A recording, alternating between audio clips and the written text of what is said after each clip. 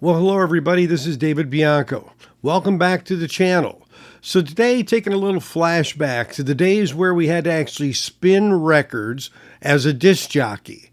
And this is a story you may have heard, you may not have, but it makes for some interesting historic consequences with a major band back in the 70s. That's coming up next on the Safe and Sound Texas Audio Excursion.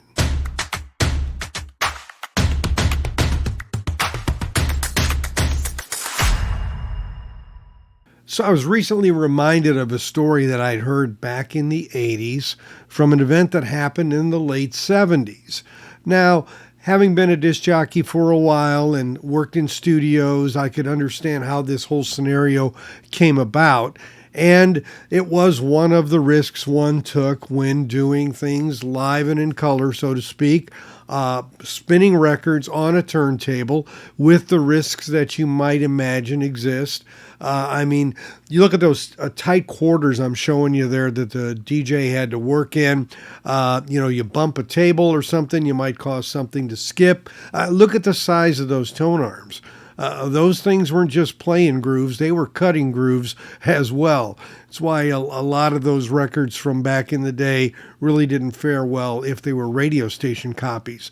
Now, of course, the stations that were moving toward FM and better sound were using Techniques turntables, a little more precision, a little less wear. But all in all, it was something we had to negotiate with in the physical sense. Things from that changed as time was going on. We started to move the actual records onto those what we called 4-track carts. You'll see those in the picture there. These are ones that actually were usually used for promos and commercials, but over time we started to actually put the songs that were in the highest rotation on those kind of carts so we wouldn't have to pull out records and play records and make it more convenient.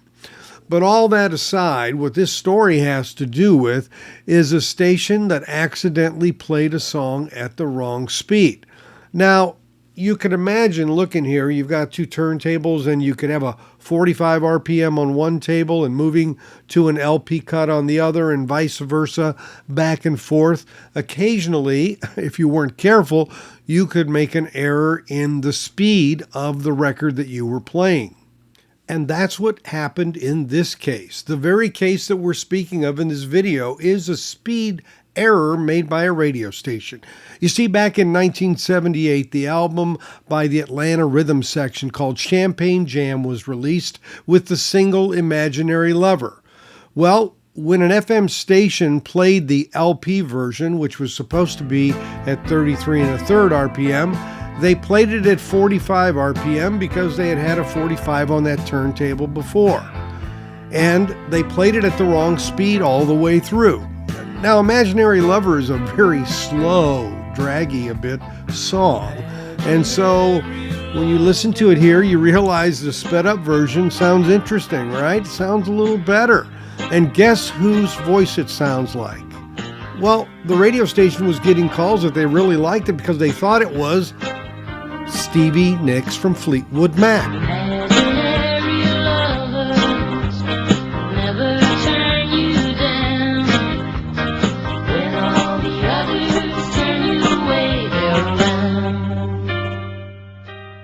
And Fleetwood Mac was really hot at the time. Having come out with Rumors in 1977, they were in the studios working on Tusk. Now, later on in the recording of Tusk, Stevie heard about this incident and she went ahead and bought that album, Atlanta Rhythm Section Champagne Jam, played it at 45, and she said she got chills because it sounded exactly like something she would sing and the way she would sing it. Well, as they were putting their material together for Tusk and Stevie brought in the song she was working on, she added this one into the mix and played that sped up version of Imaginary Lover with other material she had. Now, Christine McVie actually assumed it was an original composition from Stevie Nicks and complimented her. Well, she had to tell him the jig was up and that's what was really going on. But it was funny because it really does sound like something that Fleetwood Mac could release.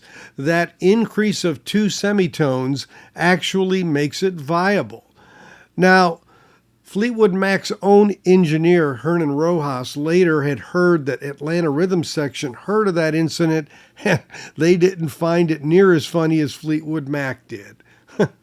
But anyway, it's a great story, and if you listen in the background here to it, you realize why the confusion was there. And you know, a lot of songs, when you play them at a different speed, sometimes have a different whole feeling to them. Play Jolene by Dolly Parton at a slower speed. Play the 45 at 33. It's an interesting sound. So I thought I'd share a little bit of this background music history, something funny that happened in the industry just because of a mistake that a disc jockey made doing his regular job. As always, thanks for watching. If you're not subscribed, please consider doing so by clicking on the bell and the all option. And again, thumbs up is always helpful for our algorithm for the channel, and comments, I love to get those and respond. So for now, thanks for watching, and we'll catch you next time on our Safe and Sound Texas audio excursion. Take care, everybody.